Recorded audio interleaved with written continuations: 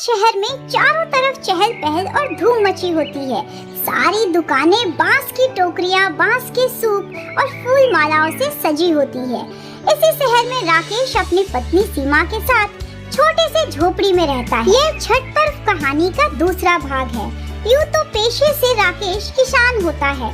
आसपास की जमींदार और साहूकारों के खेत पे साग और सब्जियां उगाता है, उनकी देखभाल करता है और जैसे ही साग सब्जियां फलित होती है तो उन्हें पास के ही गांव के बाजार में टोकरियों में भरकर बेच देता है। मिट्टी खोदने से लेकर उसमें बीज डालना, फसलों की देखभाल, खरपतवार से उन्हें बचा के रखना, कटाई, बुआई और बाजारों में जाकर बेचना, सारा काम राकेश ही करता। लेकिन फसलों को बेचने से जो भी मुनाफा आता अक्सर वह जमींदार और साहूकार ही रख लेते और बेचारे राकेश के पास बहुत ही कम मात्रा में पैसे आते। इसलिए घर खर्च के लिए सीमा दूसरों के घरों में झाड़ू, पोछा, बर्तन, तीज त्योहार पे उनके घरों की सफाई भी कर दिया करती। इससे थोड़े बहुत पैसे मिल जाते। और तो और उसने घर में छोटी सी सिलाई मशीन भी रखी थी। गली मोहल्ले और बच्चों के कपड़े सिलकर थोड़े बहुत पैसे और जमा हो जाया करते। इसी तरह दोनों पति पत्नी छोटे से घर में अपना गुजारा करते। लेकिन वहीं बड़ी बहन सुजाता की किस्मत बड़ी ही अच्छी थी। सोने चांदी के गहने, मिठाइयाँ और भी बहुत सारी तैयारियां सुजाता ने की। तो वहीं गरीब बहन सीमा ने छठ की तैयारियों के लिए बांस की सुंदर सुंदर टोकरियां, सूप और कोनिया बेचना शुरू किया। एक दिन बहन सुजाता ने लंबी चौड़ी गाड़ी से उतरकर गरीब बहन सीमा से 10 बांस की टोकरियां खरीदी और गाड़ी में रखते समय वो टोकरियां टूट गई। लेकिन उसने सारा इल्जाम बेचारी सीमा पर लगा दिया कि उसी की टोकरी बड़ी ही घटिया किस्म की थी और पूरे बाजार में पैसे वापस के लिए हंगामा करने लगी। देखो, मैं सबको बता दूंगी कि तुम छठी मैया के नाम से कितनी गंदी, बेकार और घटिया किस्म की टोकरियां बेचती हो। जैसे ही उसने आसपास शोर मचाना शुरू किया कि सीमा डर गई। कोई बात नहीं दीदी, मैं आपके सारे पैसे वापस कर देती हूँ, पर इस तरह मेरी रोजी रोटी पर लात मत मारो। यहाँ लोग जो भी थोड़ा बहुत मुझसे टोकरियाँ खरीदेंगे, जिससे मैं छठ के लिए साग सब्जी और मिठाइयाँ खरीदूंगी, तुम्हारे शोर मचाने से उनका मेरे ऊपर विश्वास उठ जाएगा। मैं तुम्हारे सारे पैसे वापस कर दूंगी, बस तुम शोर मत बचाओ। ऐसा कह के बेचारी सीमा सारी 10 टोकरियों के पैसे अपनी बड़ी बहन सुजाता को वापस कर देती है। भले ही बेचारी सीमा सारी टोकरियों के पैसे वापस कर देती है, उसके बाद भी 2-4 आसपास के लोगों को सुजाता भड़का के ही जाती है और लंबी चौड़ी गाड़ी में बैठकर वहाँ से चली जाती है। ये सारा नजारा गरीब किसान पति राकेश देख रहा होता है। ये सब देखकर राकेश को बहुत दुख होता है। वह सीमा के लिए स्टील के डब्बे में फलों को काटकर फलाहार के रूप में लेकर आता है।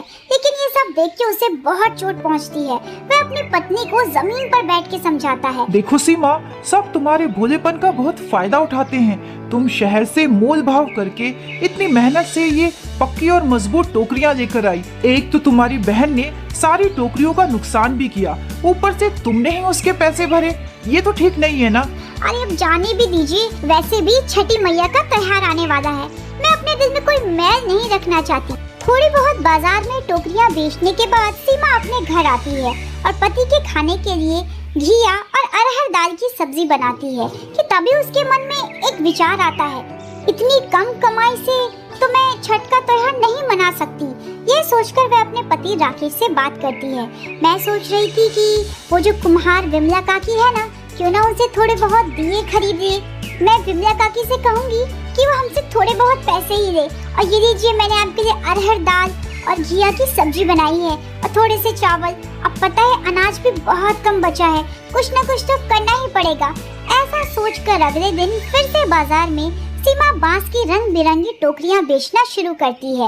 आसपास के थोड़े बहुत ग्राहक जो कि छठ पर्व करते हैं, वह लोग बांस की टोकरियां और सूप में ही सूर्य भगवान को सारे फल और साग सब्जियां रखकर अर्घ देते हैं। इसलिए सीमा की थोड़ी बहुत बांस की टोकरियां तो बिक जाती है, उनसे थोड़ा बहुत पैसा भी आता है। सीमा उन पैसों से दूध, चावल और गुड़ लेकर आती है और धीमी आंच पर हांडी पे गुड़ वाली खीर को बनाकर तैयार करती है। सीमा को बहुत चिंता होती है कि खीर तो बनकर तैयार हो गई, लेकिन आगे क्या होगा। थोड़ी ही देर में आसपास की औरतें भी खरना पावन के लिए उसके आंगन में इकट्ठा होती है। पास के ही खेत से शुद्ध केले के पत्तों को तोड़ के लाया जाता है। उसके ऊपर खीर, केला और बाकी प्रसाद रखकर छठी मैया को सभी प्रणाम करते हैं। धूप और दीप भी जलाते हैं। सारे गांव की औरतें प्रसाद खाकर खरना पावन को पूरा करती है। थोड़ी ही देर में राकेश भी खेतों से आता है और प्रसाद खाकर कुम्हार विमला काकी के घर की तरफ जाता है। वहाँ उन्होंने पहले से ही मिट्टी को तोड़कर गीला करके घड़े, दिए और कुल्हड़ बनाने के लिए रखे होते हैं। सीमा, राकेश और बूढ़ी विमला काकी तीनों मिलकर खूब सारे कुल्हड़, दिए और घड़ों को तैयार करते हैं। राकेश कुल्हड़, दियों और मटकों को पास के ही बाजार में बेच आता है, जिससे थोड़े बहुत पैसे भी निकलते हैं। उसके बाद वे साहूकार के प्याज के खेतों में जाते हैं। सारे प्याजों को तोड़ने के बाद सुबह 9 बजे से लेकर रात के 10 बजे तक दोनों पति पत्नी प्याज बेचते हैं। रात को वे वहीं दड़ी बिछाकर सो जाते हैं और अगली सुबह फिर से रसीले प्याजों को बेचना शुरू करते हैं और इस दिन भी सुबह से लेकर रात हो जाती है। साहूकार उन्हें अच्छे खासे प्याज के पैसे भी देता है। अरे पैसे तो हो गए हैं, अब एक काम करते हैं, सारी साग, सब्जी, फल, चावल, गेहूं और बांस की टोकरियां सब कुछ हो जाएगा इन पैसों में। दोनों पति पत्नी अगली सुबह पास के साहूकार में गेहूं की फसलों को उखाड़ने के लिए भी जाते हैं। बुआई के बाद कटाई का भी काम अच्छी तरह से पूरा हो जाता है। उनसे जो भी पैसे मिलते हैं, राकेश उनसे 1 दर्जन केले खरीद लेता है, जो कि छठ में इस्तेमाल होते। बचे खुचे पैसों से थोड़े घर के राशन भी ले लेता है। लेकिन सीमा कहती है, हमें तो चावल और गेहूं की भी जरूरत होगी, उससे ठेकुआ, पुरुकिया और भी तो चीजें पकवान बनती है, पूरी भी तो बनेगी। अच्छा भाग्यवान, पैसे तो वैसे थोड़े से ही बचे हैं, रुको मैं कुछ करता हूँ, तुम घर चली जाओ। ऐसा कहकर राकेश पास के ही जमींदार के खेतों में सलगम के फसलों की कटाई करता है। बदले में उसे 1-2 बोरी गेहूं मिल जाते हैं। वे सारे गेहूं को छांटकर एक बड़े से बोरी में भर लेता है। गेहूं भरने के बाद उसे दूसरे खेतों में चावल भी दिखते हैं। वे बिना देर किए हुए धान की फसल को भी बोरियों में भर लेता है और पास के ही आटा चक्की में चावल और गेहूं दोनों को पिसने के लिए दे देता है। शाम तक गेहूं और चावल पिसकर तैयार हो जाते हैं। राकेश उसे अपने कंधे पे लेकर घर वापस लौटता है। इधर सीमा भी पास की कोठियों में सुबह का नाश्ता, दिन का खाना और रात के खाने को बनाकर तैयार करके थोड़े बहुत पैसे जुटा ही लेती है। सारे घर के आंगनों में छठ की तैयारियां जोरों शोरों से चल रही होती हैं। गांव के घरों को केले के पत्ते, रंगोली बनाकर और फूलों की माला से बड़े ही अच्छे ढंग से सजाया जाता है। इधर पास के ही बाग से सीमा थोड़े बहुत अच्छे स्वादिष्ट अमरूद तोड़कर लाती है, जो वे छठ पर्व में इस्तेमाल करती। तो दूसरी तरफ राकेश भी विमला चाची के द्वारा बनाए हुए कुछ कुल्हड़ और दियों को मोल ले लेता है और पास के ही बाजार में उन्हें अच्छे दामों पर बेच देता है। सीमा पास के ही खेतों से थोड़ी बहुत बैंगन और मूली को तोड़कर इकट्ठा कर लेती है।